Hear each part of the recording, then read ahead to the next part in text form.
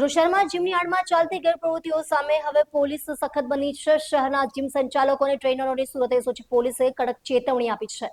યુવતીઓ અને મહિલાઓને ફસાવવાની ફરિયાદો સામે કડક કાર્યવાહી કરવાની સ્પષ્ટ સૂચના આપવામાં આવી છે। આજ રોજ સુરત શહેરમાં એસઓજી પોલીસ દ્વારા શહેરના વિવિધ જીમના સંચાલકો અને ટ્રેનરો સાથે મહત્વપૂર્ણ મીટિંગ યોજવામાં આવી હતી।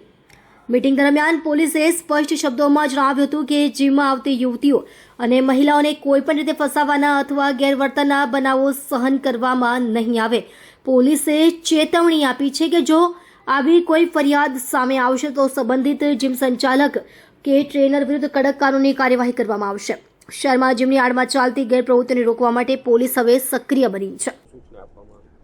વેસુ, પીપલોદ, રાંદેર, અડાજણ, પાલ આ બધા એરિયાના જે જીમ સંચાલકો હતા એ લોકોની મિટિંગ રાખીને એ લોકોને સૂચના એ આપવામાં આવી છે કે જ્યારે પણ એ લોકો ટ્રેનરો રાખે ત્યારે ટ્રેનરોનું સંપૂર્ણ સ્કેનિંગ કર્યા બાદ જ એને નિમણૂક આપે અને એનું જે કેરેક્ટર છે કેવા પ્રકારનું છે એ પણ જોવે અને જે દીકરીઓ, બહેનો, મહિલાઓ અને જે પરણિત સ્ત્રીઓ જે જીમમાં આવતા હોય તો એમની સાથે કોઈ મેસેજની આપ-લે ન કરે કે પછી એની સાથે કોઈ આગળ સંબંધો બનાવવા માટે પ્રયત્ન ન કરે અને જો આ લોકો આવું કોઈ પણ કૃત્ય કરવા માટે મથશે તો પોલીસ એમને કોઈ પણ રીતે છોડશે નહીં, એવું clear cut, crystal clear, loud and clear message એ લોકોને આપી દેવામાં આવેલો છે।